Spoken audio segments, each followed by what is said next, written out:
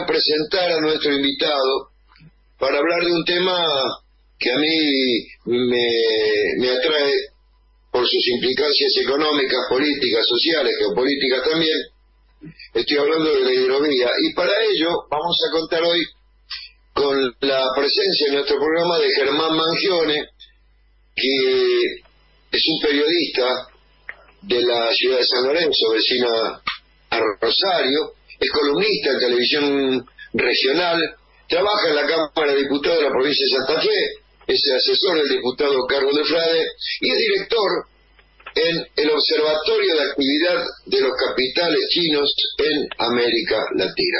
Germán, Daniel Galazo te saluda. ¿Cómo estás? Buenas tardes. Hola Daniel, buenas tardes. La verdad que un gustazo estar en comunicación con ustedes. Al contrario, el gusto es nuestro, Germán. Estuve anotando algunas cositas respecto de la hidrovía. Sé que por eso te convocamos, porque sos un especialista en el tema. ¿Qué es la hidrovía en realidad, Germán? O sea que es interesante que justo arrancabas con una efeméride histórica, ¿no? Porque la hidrovía, si bien hoy está en discusión y está en pleno debate de la coyuntura, tiene de raíz, te diría, es una de las cuestiones centrales de la conformación histórica de la Argentina, ¿no? Si bien tiene mucho que ver con la actualidad, tiene que ver mucho también con nuestra historia. Cuando uno habla de la hidrovía, estamos hablando de todo el sistema de ríos de Paraguay-Paraná, que es un sistema que tiene influencia no solo en Argentina, sino en Bolivia, en Brasil, en Paraguay, en Uruguay. Son 3.442 kilómetros que van desde el puerto de Cáceres en Brasil hasta Nueva Palmira en Uruguay. Ahí confluyen el río Paraguay, el río Paraná, el río Uruguay, todo eso por supuesto en la desembocadura del río de la Plata. Digo, tiene una importancia fundamental, por más que parezca hoy un tema administrativo, porque es la conexión más importante de Latinoamérica con el mundo, ¿no? Es, podríamos definirla, incluso uno lo ve en la forma, es el embudo productivo de nuestro subcontinente, por donde sale gran parte de la producción primaria de nuestros países. Argentina, por supuesto, es el país que más influencia tiene por la cantidad de kilómetros que recorre. Son de esos 3.000 y pico que te decía, 1.240 son de Argentina.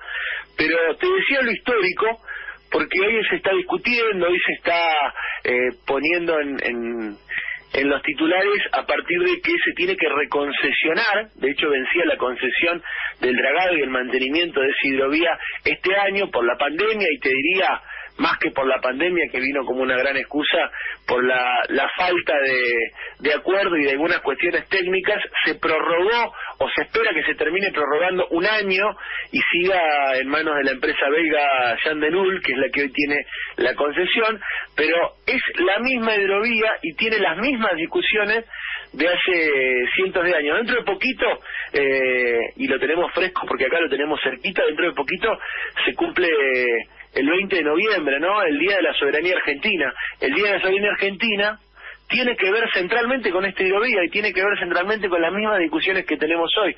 En aquel momento, en la batalla de la Vuelta de Obligado, se intentaba detener a la flota imperial más importante del mundo en ese momento, la flota anglo-francesa, que lo que venía a intentar imponer era el uso libre de la hidrovía. Lo que intentaba venir a imponer era el uso libre de la hidrovía para el comercio con todos los países de esta región. En aquel 20 de noviembre pasaba, rompía todo el cerco de cadenas que Mansilla y sus hombres habían puesto en la Vuelta de Obligado, pasaba esa flota y llegaba hasta Entre Ríos y Paraguay intentando comerciar lo que traían. Y después, un 4 de junio, acá cerquita en la ciudad al lado de San Lorenzo, el 4 de junio del año siguiente, en la batalla de Punta Quebracho, nuevamente Mansilla y sus hombres, ahí sí detenían a esta flota. Ahora el relato histórico, porque cuando uno piensa en la importancia geopolítica y comercial de aquel momento, no dista de la que estamos discutiendo hoy. Hoy esa hidrovía es, si uno lo quiere citar a Galeano, es la vena más abierta que tiene América Latina y la principal vía navegable por la que se comercian y transportan más de 100 millones de toneladas de granos, de minerales, de combustibles, de aceite. Digo, es, como decíamos, el embudo continental, no solo de Argentina, que asegura la demanda de las grandes potencias. Sí, yo hacía alusión en mi editorial de la mano del aniversario del criminal, el asesinato contra el Chacho Peñalosa. Ajá. Hacía alusión a la guerra del Paraguay. Fíjate la importancia de la batalla de Riachuelo, en Corrientes, que se lo obtura justamente la Tamandaré y la escuadra brasileña obtura ese canal, ¿no? Que el único canal de salida y de entrada que tenía el Paraguay, que era el río Paraná, ¿no? Exacto. Digo, uno no puede pensar la historia de la Argentina, la historia del Virreinato del Río de la Plata, la conformación de la Argentina, si no piensa en la hidrovía Paraguay-Paraná, como sucede, te diría, en las grandes metrópolis del mundo. Digo, las civilizaciones se han construido alrededor de esas vías navegables que son las que han permitido el comercio. Hoy son las que están en discusión en el mundo, por ejemplo, digo, para enganchar los temas, después podemos profundizar un poquito más, pero es lo que está en discusión con la propuesta china a partir de 2013 de la ruta de la seda, ¿no? Y esta cantidad de obras de infraestructura que tienen una ruta marítima y una ruta terrestre para impulsar el comercio de China, pero a la vez para impulsar la salida de la producción china hacia los mercados, pero a la vez para abastecer a China, como en otro momento fueron otras potencias, de lo que acá se produce. Acá a través de esta vía salen los buques petroleros, sale toda la producción del Mato Grosso de Brasil, baja toda la producción en barcazas, por ejemplo, de Paraguay y de Bolivia, que alimenta gran parte del complejo agroexportador que se extiende aquí por 170 kilómetros al borde de Rosario, y es el complejo agroexportador más grande del mundo. Es el complejo agroexportador con mayor capacidad de procesamiento del mundo. Si uno después suma, por ejemplo, lo que tiene que ver con Estados Unidos, tiene varios, y si uno lo suma, por supuesto, Estados Unidos es una potencia agrícola mucho más grande que Argentina. Pero individualmente, en esta hidrovía se concentra lo que se llama el clúster agroexportador más grande del mundo, donde está, bueno, Vicentín, que ahora ha pasado a ser tapa de todas las discusiones este año. Pero digo, tiene el puerto de Buenos Aires, digo, no es simplemente una discusión de Rosario, no es simplemente una discusión de Argentina siquiera. Me parece que lo que pase con la hidrovía tiene que ver con toda esa discusión, y además es fuente troncal de la economía, como te decía, de países como Argentina, Brasil, Paraguay.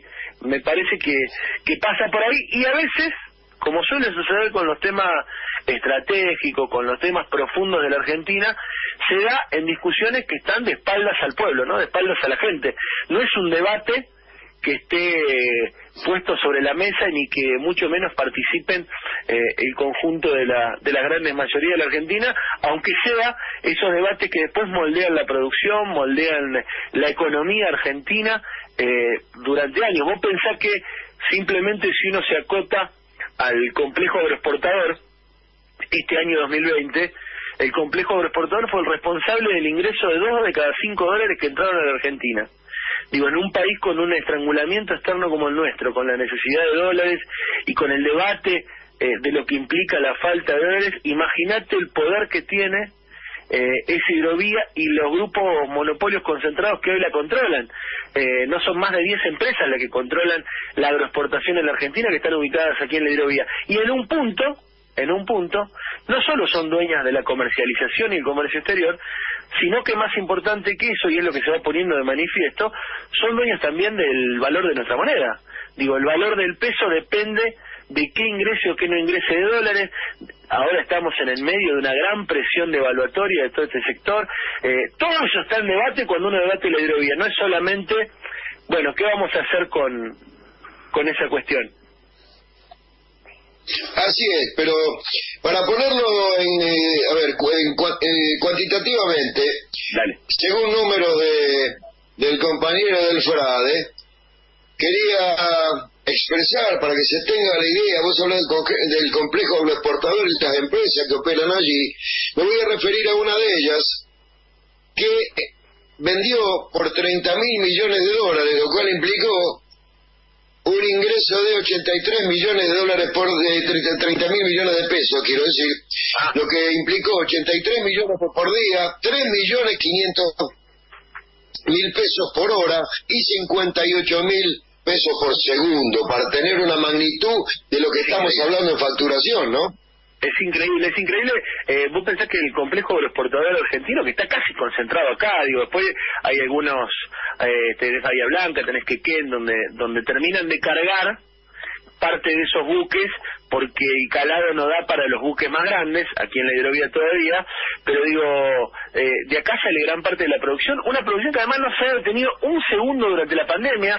Vos recordás que cuando en el primer decreto del presidente Alberto Fernández en torno a la cuarentena, la agroindustria y la agroexportación fue declarada esencial, por lo cual no ha detenido su marcha un solo segundo. Y lo que uno encuentra, la contrapartida de eso, te digo, para tener fresca la información de hoy a las 11 de la mañana, por ejemplo, se volvió a reunir el Sindicato de Obreros Aceiteros de San Lorenzo, que es uno de los sindicatos más grandes del país y más importantes de la región, que viene reclamando a este sector que viene ganando todo eso que vos contás, casi 28.000 millones de dólares en total, esas 10 empresas por año, se espera que 33.000 el año que viene, le están discutiendo, entre otras cosas, el pago de un bono mensual de 10.000 pesos, como hoy está haciendo solamente la empresa china COFCO, al resto de las empresas. Le están pidiendo que reabra la paritaria, que está cerrada y debería revisarse en septiembre y no se revisó. Le están pidiendo que no bajen el premio de fin de año, que es un derecho adquirido por el sindicato aceitero desde hace años. ¿Y sabés qué dice un tipo que yo te lo voy a nombrar y es interesante ponerle nombre al poder en la Argentina, porque son los que después le ponen la cara al lobby, ¿no? Le ponen la cara a la presión. Un tipo que ha pasado a ocupar el lugar que antes ocupaba ni más ni menos que Alberto Paduan, el hombre de Vicentín, que tras todos estos trapisondas que hicieron con la empresa ha quedado afuera de la Bolsa de Comercio, pero antes la cara de ese poder real era Alberto Paduan, el hombre de Vicentín y presidente de la Bolsa de Comercio de Rosario. Hoy esa cara está personalizada ni más ni menos que en Gustavo Idígoras.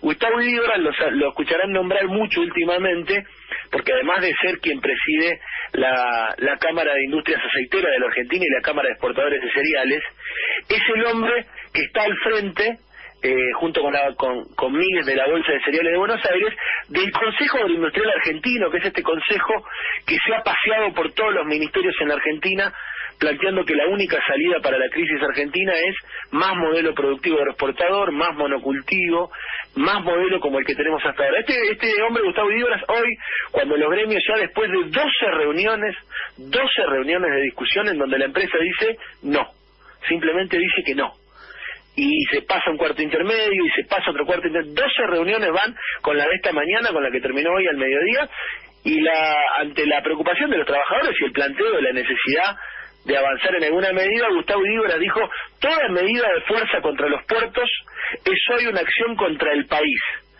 La verdad que, viniendo del hombre que lidera el lobby agroexportador, que hoy está presionando para una devaluación, que está presionando para bajar las retenciones, que está presionando para que el gobierno sancione un paquete de leyes a su favor, es de un cinismo la verdad exorbitante lo que los dueños del poder real en la Argentina están haciendo, y más este grupo tan vinculado a como te decía, las multinacionales. 7 de las 10 empresas que más exportan en nuestro país los cereales son empresas de capital extranjero, y algunas inclusive de estados extranjeros, como es el caso de COFCO. Pero esa es la realidad hoy. Personajes como Gustavo Idígoras, personajes del Consejo Agroindustrial Argentino como Miguel de la Bolsa de Cereales, son los que quieren imponer. Digo, pensando, estoy muy teñido con esta idea, que incluso acaba de haber una movida muy interesante para el Día de la Soberanía, en donde se conmemora Punta Quebracho, pero digo, cercano al Día de la Soberanía, la relación entre la dependencia de aquellos años de las batallas y esta es realmente pasmosa, ¿no? Sí, 2 cositas te quería decir. Me llama la atención, vos nombraste a Jan Denul, que es la empresa belga que está a cargo de la hidrovía. Ahora fíjate qué contrasentido, qué paradoja, ¿no? Porque en realidad, no sé si es un punto válido de comparación, pero sí un paradigma, pero para establecerlo como paradigma, pero sí como que llama poderosamente la atención. Fíjate que la empresa Jan Denul, belga, proviene de un país que tiene una extensión de costas de 66,5 kilómetros a trabajar en un país que es netamente marítimo como el nuestro y que todavía no ha tenido conciencia de eso, ¿no? Tremendo, sí, tremendo. Ahí uno ve lo de los proyectos, ¿no? Lo de los proyectos de país, lo de la importancia. Estas mismas empresas que vienen acá a pedir, como han pedido, que el Estado no intervenga en el caso Vicentín, que el Estado no intervenga, por ejemplo, en el comercio exterior, la Cámara de Puertos Privados, que es otro de los lobbies de la hidrovía, planteó abiertamente en una carta que veía inconveniente e innecesario que el Estado participe del comercio exterior y a través de Vicentín tenga una pata dentro de la hidrovía. Esas mismas empresas, cuando uno va a sus países de origen, encuentra todo lo contrario. Digo, por ejemplo, uno piensa en Cargill, y la verdad que pensar que el Mississippi, que es una de las vías navegables más importantes de Estados Unidos, estuviese en manos de una empresa argentina, sería irreal, sería una fantasía total. Digo, lo mismo pasa con China. Las palancas claves de la economía, como son en este caso las vías navegables, y que han sido la disputa histórica entre los países dependientes y los países opresores, no tienen discusión en sus países de origen. Pero acá se ponen, como siempre ha sido en países semicoloniales como el nuestro, se ponen en tela de juicio. Mirá cómo será la concepción colonial que tiene este lobby, que hoy tiene el nombre de Consejo Agroindustrial Argentino, pero que ha tenido distintos nombres a través de la historia, que entre el pliego de reivindicaciones que plantean, que lo han planteado al Estado en las distintas reuniones que han tenido, se han reunido con todos los bloques políticos, con la Cámara de Diputados, con la Cámara de Senadores, con el equipo de Martín Guzmán. Me llamó mucho la atención entre todo lo que piden. Por supuesto, piden que durante 10 años se congelen los impuestos, piden que no haya nuevos aumentos de retenciones, sino que bajen, bueno, lo lógico que uno podría esperar. Pero ¿sabés qué piden, además, entre todo eso? Tener trato directo con las embajadas de los países compradores. Digo, un nivel de coloniaje a la hora de pensar un país. El planteo de ellos es que, para evitar trámites burocráticos, que lo dejen a las empresas de los otros países instaladas acá, tratar directamente con las embajadas. La verdad que si uno lo plantea en cualquier lugar del mundo, en cualquiera de los países de origen de estas empresas, cualquiera podría decir que están locos. Pero eso hoy se está planteando a nivel de políticas públicas. Es realmente increíble. Así es. ¿Te puedo pedir un favor, Germán? El que quieras. Mira, tenemos que ir a la tanda institucional de la radio. Son 2 minutos, volvemos enseguida, ¿puede ser? ¿Cómo no? Acá lo espero. Gracias. Volvemos entonces en 2 minutos con Germán Mangione. ¿Estás en el aire, Germán?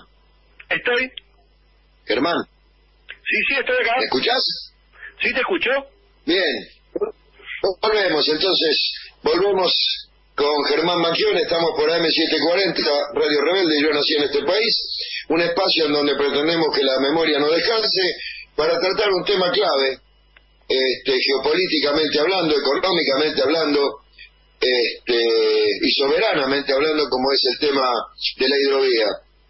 Vos hacías mención a Gustavo Idígoras de Seara, ¿no? De la Cámara de Industria Aceitera, y sus prejuicios para con el tema de la defensa de los intereses laborales de los complejos aceiteros. Ayer estaba viendo un canal que seguramente vos lo conocés, que se llama Alimentos y Regiones, seguramente lo conocés, y se muestra bien en claro la propuesta cuál es, a través de que es un vocero de todo este complejo agroexportador, justamente haciendo hincapié en la molestia, en la traba que siempre representa el sector sindical a la hora de defender el derecho de los asalariados, ¿no? Digo, en consonancia con esto que decía, y en consonancia con lo que decía también CC, que es de la Cámara de la Bolsa de Comercio de Rosario, porque la Bolsa de Comercio de Rosario, como seguramente sabrás, la UIA, la Cámara de Puertos Privados, la Cámara de Actividades Portuarias, la Cámara Argentina del Acero, más una consultora nacional, ya están operando para meter base en el pliego de condiciones a la hora de renovar la concesión para la manutención de la hidrovía, ¿no? Es así, inclusive es interesante pensar por qué, cuál es el interés concreto o cuál es el modelo que este lobby agroexportador intenta instalar en la hidrovía. Hay que pensar que lo central de la discusión para ellos es la meta es reducir los costos logísticos. Esto tiene que ver también con que a partir del 2008, con la caída del precio internacional de los commodities y la reducción del margen de ganancia de los commodities, toda esta sociedad que implica, por un lado, los grandes terratenientes del país, los grandes dueños de la tierra, en asociación con los grandes comercializadores, que son estas empresas extranjeras, van buscando la manera de recuperar el margen de rentabilidad y de ganancia perdido a partir de la caída de los precios. Uno de las variables más importantes a la hora de pensar el margen de rentabilidad tiene que ver objetivamente con el costo del flete. Mucho de lo que se ha hecho, mucho del lobby que se ha conformado en torno a la hidrovía tiene que ver con bajar el costo del peaje que hoy pagan por tonelada esas empresas, que está en $3 y pico, ahora no me acuerdo el número exacto, lo tenía por acá pero no lo recuerdo, $3 y pico, bajar ese costo para poder mejorar los precios y su competitividad. A partir de eso han generado un lobby en el que, como bien decís, están la Cámara de los Puertos, las aceiteras, la Bolsa de Comercio de Rosario, han empezado a realizar desde aquellos años los encuentros de transporte fluvial adentro de la Bolsa de la Cámara de Comercio, donde hacen pasar también a todos los políticos del momento, a todos los referentes políticos del momento, prometiendo esta cuestión. Llegó hasta el punto que durante el año 2017 y 2018, durante el gobierno de Mauricio Macri, el reclamo de estos grupos, recuerdo incluso un reportaje de Alberto Paduán que decía, bueno, nosotros estamos a favor de lo que está haciendo el gobierno de Macri, pero si no nos resuelve los problemas, que cambie, porque acá lo que tenemos que resolver son problemas centralmente de infraestructura. Mauricio Macri no avanzó en aquel momento con la licitación, con los pliegos y con el análisis para construir los pliegos licitatorios. Lo que hicieron estas empresas vinculadas a la Bolsa de Comercio, al polo agroexportador, pero también a la acería. Acá te recordás que en Villa Constitución está Sindar, una de las empresas siderúrgicas más importantes de la Argentina, que también utiliza la hidrovía. Hicieron su propio estudio, pagaron de forma privada su propio estudio y presentaron, que es con lo que hoy empujan la discusión, presentaron un estudio mediante el cual se podía hacer la concesión y se podía bajar el costo del flete aquí en la región. El costo del flete, que además lo necesitan no solo para mejorar la rentabilidad, sino que a partir de que se ha ampliado la frontera sojera con una cantidad, ahí entra en la discusión de los transgénicos, de todas las hojas resistentes a la sequía, de la ampliación hacia el norte de la producción, lo que va haciendo es que todo lo que se aleje de los puertos sale más caro traerlo, con lo cual todo el paquete que le exigen al Estado es que mejore las obras de infraestructura para que le sea más barato sacar la producción. Ahí entendés, por ejemplo, el Belgrano Cargas. Ahí entendés, por ejemplo, todo el sistema de Open Access, que es el sistema para que cada puerto, cada empresa pueda tener sus propios trenes y el Estado ponga la vía. Ahí entendés, por ejemplo, todos los planes de renovación y ampliación de los circunvalares, todas las inversiones chinas en esa cuestión, porque obviamente los chinos que ahora, por ejemplo, tienen un puerto con COFCO, uno de los más importantes, son los principales exportadores de granos de la Argentina, también invirtieron en un tren para que les salga más barato exportar. Todo ese lobby solo quiere al Estado para que ponga la plata en las obras necesarias para mejorar la rentabilidad. La lógica es esa también para la hidrovía. La discusión se pone en base a eso. En su momento Guillermo Dietrich, el ministro de Transporte de Mauricio Macri, fue uno de los que más invirtió en todas estas obras vinculadas al sector, como por ejemplo la obra ferroviaria que se mantuvo con un modelo que además implica inversiones extranjeras con material extranjero. Era impresionante ver acá las empresas metalúrgicas cerradas y ver paralelamente el puerto de Rosario hecho un mar de rieles para la construcción de vías, todo de afuera. Las locomotoras vienen de afuera, mientras acá cerraban los talleres ferroviarios más importantes de nuestra región. Digo, esa es la lógica, todo lo que salga barato para que le salga más barato llevarse la producción afuera. Eso es lo que está en discusión hoy con la hidrovía. Ahí puso un freno, o por lo menos puso un alto, el planteo de la creación del Consejo Federal de la Hidrovía, el anuncio que vino a hacer Alberto Fernández hace poquitos meses aquí, en el lugar donde fue la batalla de Punta Quebracho, ese lugar tan significativo, puso un alto y una preocupación, y ya la discusión y la presión por parte del lobby tiene que ver con cuánto menos participa el Estado, digo, que participe pero lo menos posible para que no haya costos burocráticos, para que no haya de fondo intervención del Estado. Una de las cosas que más le preocupa, y que la verdad que las últimas declaraciones del ministro Meloni son preocupantes en torno a eso, es que se planteaba que a partir de que el Estado participa con ese Consejo Federal, ya no iba a ser una concesión directa a un privado, sino que este privado iba a pasar a ser un contratista del Estado. ¿Esto qué le permitía al Estado argentino? En principio, por ejemplo, controlar qué sale y qué entra de la hidrovía para el cobro del peaje por tonelada. Hoy no hay un control real, hoy no hay un registro real de qué es lo que sale de nuestros puertos y qué es lo que entra a nuestros puertos. Todo tiene que ver con declaraciones de las empresas, todo tiene que ver con un nivel de intervención ínfimo del Estado, un nivel que se fue reduciendo además durante el gobierno de Mauricio Macri porque se sacó el SENASA de los controles. Digo, esa era la preocupación. Últimamente escuchamos algunas declaraciones del ministro de Transporte diciendo que no iba a ser el Estado el que cobre el peaje. La verdad que si eso se confirma, es volver a perder una oportunidad de que el Estado esté presente en ese debate. Pero la gran discusión de fondo me parece que es ¿para qué la hidrovía, no? ¿Para qué modelo de país? ¿Para qué modelo de producción? Podemos discutir si es mejor o es peor exportar más, y por supuesto que es mejor. Podemos discutir si es mejor que sea más barato el transporte, por supuesto. El gran problema es para qué modelo, ¿no? Y quién se va a quedar con esas ganancias. Así como está hoy organizado el modelo agroexportador, la verdad que es la vieja historia del Estado bobo, que pone las inversiones, que pone el trabajo, que pone, te diría, hasta los investigadores, ahora va a participar la UNR también, la Universidad Nacional de Rosario, pone el conocimiento para que un puñado de vivos les salga más barato exportar, ¿no? Por supuesto, eso atrás de la zanahoria de que va a ser mayor ingreso de dólares, y de que, como nos vienen vendiendo hace tantos años, y la práctica nos demuestra lo contrario, esa idea de que si les va bien a ellos, nos va bien a todos. Bueno, la discusión me parece que está planteada para quién vamos a discutir la hidrovía, y si realmente la participación del Estado va a tener que ver con orientar las políticas productivas, o simplemente con ser el administrador de las riquezas de afuera.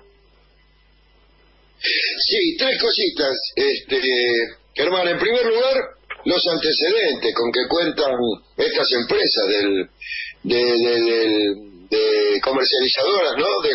De granos y de aceite. Digo, defraudación por retenciones del año 2008 denunciada por Claudio Lozano. Del mismo modo, defraudación en 2018, con declaraciones juradas anticipadas, denunciada por Marcelo Parrilli. Estamos hablando, pues, de defraudación al Estado por un total de casi 2.000 millones de dólares, más la defraudación ahora con Vicentín. Eso por un lado, como antecedente. En segundo lugar, me preocupa si todo esto que está ligado a la logística, al desarrollo ferroviario y demás, no está en consonancia con el plan de IGIRSA, que es la iniciativa para la integración regional de Sudamérica, que nació con el consenso de Washington y sigue inserta todavía en la UNASUR con los 10 ejes que tiene propuestos para América del Sur. No lo pude todavía discernir. Y en tercer lugar, los puertos privados.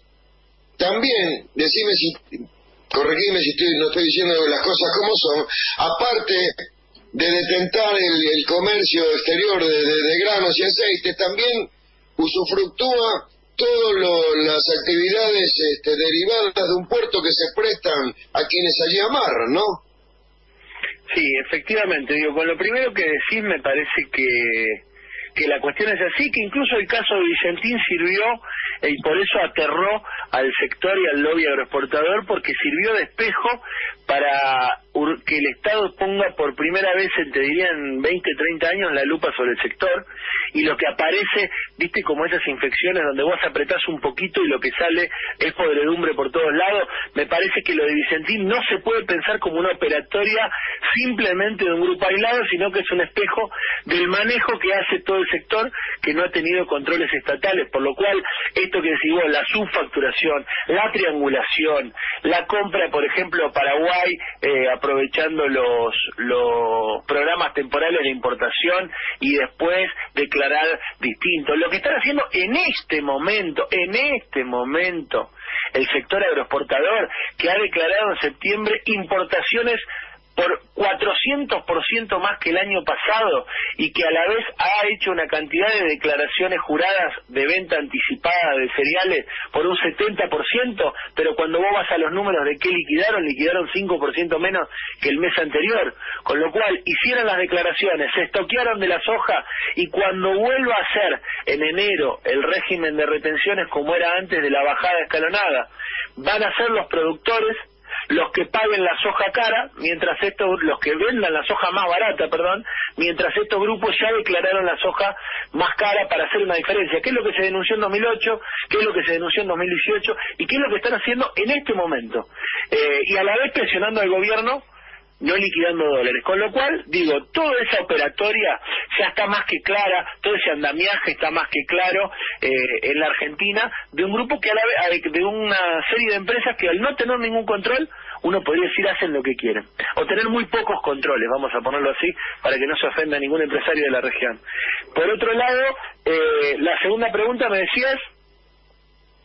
El tema de IRSA, si esto ya no está planificado a nivel de la UNASUR por ese enclave del consenso de Washington, que es la Iniciativa para la Integración Regional de Sudamérica, que tiene 10 ejes, entre los cuales está el Belgrano Carga, ¿al servicio de qué? Contemplando nada más que a la sur. Mira, a mí me parece que hoy justo leía algunas declaraciones de Mauricio Macri con respecto a eso. Hoy eso se va empalmando de a poco con la nueva ruta de la seda y lo que podríamos llamar el consenso de Beijing, ¿no? Me parece que ese proceso ha tenido, el IRSA es un proyecto que arranca en el año 2000, como bien decís, empujado por el consenso de Washington y por intereses vinculados también a los capitales europeos, y que con el tiempo y con el cambio en América Latina en torno a la relación con China, ha ido ocupando ese lugar la República Popular China, y hoy en un proyecto que te diría es casi lo mismo, porque tiene los mismos objetivos, que es abaratar la salida de la materia prima de nuestro subcontinente para el exterior y generar una serie de infraestructuras para que eso sea posible.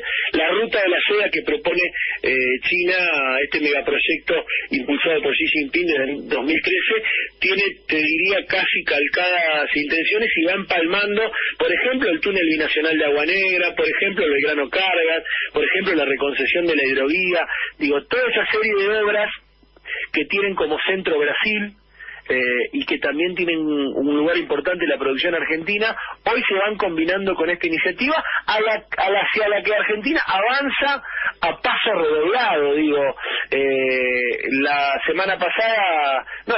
Esta semana leía una entrevista a Luis María Kreck, el embajador argentino en China, en Beijing, y aseguraba que la Argentina va a adherir directamente a la iniciativa de la Franja y la Ruta que plantea el gobierno chino. Me parece que el rumbo se va orientando a profundizar ese camino, ese lugar que han puesto en el Concierto de Naciones a Latinoamérica y Argentina, de ser los productores de la materia prima para las necesidades de las grandes potencias, y son todos planes que están orientados desde las necesidades y los objetivos de las potencias. Porque uno parece, bueno, ¿qué hacemos? ¿No le vendemos más al mundo? La verdad es que uno no plantea un sistema productivo cerrado, no plantea no aprovechar las ventajas argentinas o las ventajas naturales de América Latina. Ahora, la discusión en torno a eso es si ese modelo está orientado por intereses propios, si ese modelo está orientado por objetivos propios, o está orientado y organizado a partir de los intereses de las grandes potencias.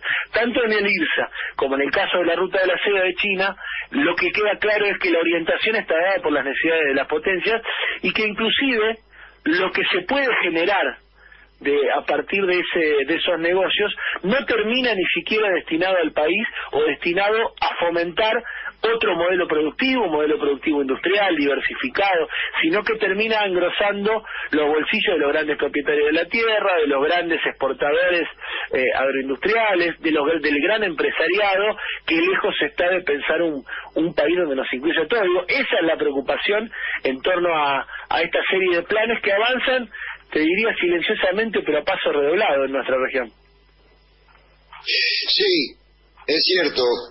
Y pensando en el negocio en general de las cerealeras, hice dice, coteje debe y haber. A ver cuál es tu opinión. Tengo en el debe, según datos de la propia Sociedad Rural Argentina, me fui a poner del lauderio para obtener los datos, para que no hubiera duda de que uno es parcial ni nada por el estilo. Para 2019 estimaron aportar 6.012 millones de dólares en retenciones. Lo tenemos en el debe del Estado, eso, como ingreso fiscal. Pero tengo en el haber que 7.000 millones de dólares que se van por fletes marítimos, por el tema fluviales, por no contar con flota fluvial y marítima. Tengo evasión fiscal, evasión impositiva. Tengo los servicios portuarios, que los perciben privados. Tengo el tema de la hidrovía, que también lo percibe el mantenimiento, dragado y balizamiento una empresa extranjera. Tengo el desplazamiento del puerto de Buenos Aires como efecto secundario por el tema de los canales que hicieron que Montevideo ocupase ese rol. Tengo la subfacturación y por último tengo las externalidades que son producto de la exacerbación del transporte terrestre en el desmedro del ferroviario, ¿no? ¿Están así esto? Es así tal cual vos lo describís. Es impresionante cuando uno piensa, por ejemplo, en lo que vos planteás en la marina mercante, en la flota propia. El 98%, escuchame bien, el 98% de los buques que circulan por la hidrovía son de bandera extranjera. Uno cuando piensa en eso, piensa que es imposible desarrollar un país sin astilleros propios, sin marina mercante propia, sin flota naval propia. Eso es así tal cual vos lo planteás. La discusión en torno a organizar esta otra discusión de los canales, estamos hablando de hoy el canal Punta de Indio, que es el canal que se utiliza y que pone, no es de hoy, desde el comienzo de la Argentina como nación, pone a Montevideo como un puerto en donde se han apoyado los grandes imperios para boicotear cualquier proyecto emancipatorio de la Argentina. Digo, desde ahí ha sido el sitio de Buenos Aires, desde ahí se ha sido la base de las invasiones inglesas. Ese canal natural le permite a Montevideo tener la llave y el control de la entrada y la salida de la hidrovía, y no es a Montevideo, sino geopolíticamente a las grandes potencias que ahí operan. Hay una discusión, por ejemplo, en torno a la utilización de un nuevo canal que permita tener el control a la Argentina del Río de la Plata, la utilización del canal el canal Magdalena. El canal Punta de Indio es el que se utiliza en Montevideo, y la utilización del canal Magdalena permitiría a la Argentina inclusive tener mayor definición y salir directamente al océano sin tener que pasar por ahí. Eso, por ejemplo, está casi vedado en la discusión con los agroexportadores. Cuando uno piensa que estos grupos son los que van a definir cómo se organiza la Argentina para los próximos 200, 300 años, da pavor. Todas son ganadas para estos grupos económicos que se han asociado, grupos extranjeros que se han asociado con el gran capital agrario, con los grandes propietarios de la tierra de la Argentina, para seguir haciendo negocios, y que no tienen absolutamente nada que ver con los intereses mayoritarios. Por eso la recuperación de alguna de estas palancas clave no es solo un tema comercial, no es solo un tema, como bien decís vos, de flete, no es solo un tema que a la vez es un tema económico, ¿no? Como bien planteas, si Argentina manejara el flete, si Argentina tuviera la flota mercante, si Argentina tuviera el cobro del peaje, digo, ¿cuánta menos dependencia de los dólares de ese sector tendríamos? Si Argentina hubiese avanzado y tendría hoy su propia empresa estatal de granos, ¿cuán distinta sería la discusión hoy, cuando a partir de la necesidad de dólares da la sensación que todos los planes planteados por estos grupos avanzan como forma de presión. Digo, la verdad que es un problema económico, pero de fondo es un gran problema político y un gran problema geopolítico a la hora de pensar un desarrollo de nación. Todo esto traba el normal desarrollo del país, todo esto traba la posibilidad de pensar proyectos de país en donde se incluyan a las grandes mayorías.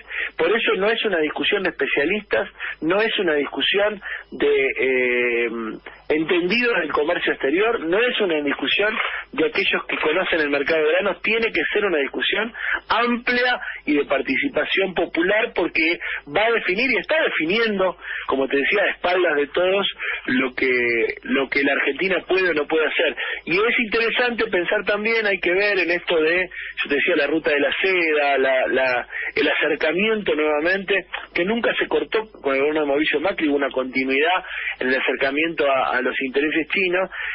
Lo que desestabilizó el tablero de discusión de la reconcesión en el 2019 fue la llegada aquí a Rosario del primer ministro de China, Hu Chuhua, quien a principios del 2019 llegó al país, visitó la Bolsa de Comercio de Rosario, tuvo reuniones con el por entonces secretario de Agroindustria, Luis Miguel Echeverre, con el gobernador de Santa Fe, y manifestó fuertemente la intención de China de competir por la concesión de la hidrovía. Está en discusión, inclusive, quién se va a quedar con la nueva concesión, quién se va a quedar, digo, es un problema geopolítico que incluso hace que se tense aún más esa guerra comercial que hoy mantienen las dos grandes potencias del mundo, las grandes potencias imperiales que son China y Estados Unidos, porque no solo nosotros sabemos la importancia de la hidrovía para el desarrollo de Argentina y de América Latina, sino que estas grandes potencias tienen muy claro que quienes controlen la hidrovía controlan también el desarrollo de todo el continente.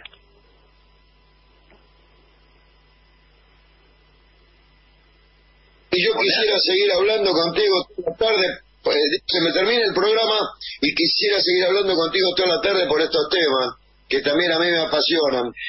Yo te quiero agradecer tu visita en Yo Nací en este país y convocarte para una próxima salida al aire en que podamos hablar sobre la tarea del observatorio de la actividad de los capitales chinos en América Latina. ¿Te parece? Cuando ustedes quieran, Daniel, para mí es un gustazo poder tener espacio para charlar estos temas que como te decía, me parecen fundamentales, y más con gente como ustedes que sé que vienen trabajándolos hace tiempo y generando espacio, así que el agradecido soy yo y quedo a disposición. Gracias. No, igual me quería, ya vamos a hablar, me quedó la pregunta de cerca del rol del puerto de Nueva Palmira en Uruguay, y si vos contrastás con Diamante, que no se pudo desarrollar todavía en Entre Ríos, pero lo dejamos para la próxima. Ya yo en 2 semanas te voy a volver a convocar, si no disponés lo contrario, vamos a seguir hablando de estos temas que son que tienen que ver con la arteria por donde se va toda la riqueza de la Argentina y donde la soberanía, a pesar de que vamos a hacer relación con el medio en que se mueve el transporte del cereal, hace agua y la soberanía. Yo te mando un abrazo muy grande. Te mando un abrazo muy grande y bueno, en 2 semanas nos estamos comunicando, te prometo que vamos a seguir hablando de estos temas. Gracias por todo, Germán. Abrazo. Daniel, gracias a vos. Un abrazo grande para vos y tu audiencia. Gracias, viejo. Gracias.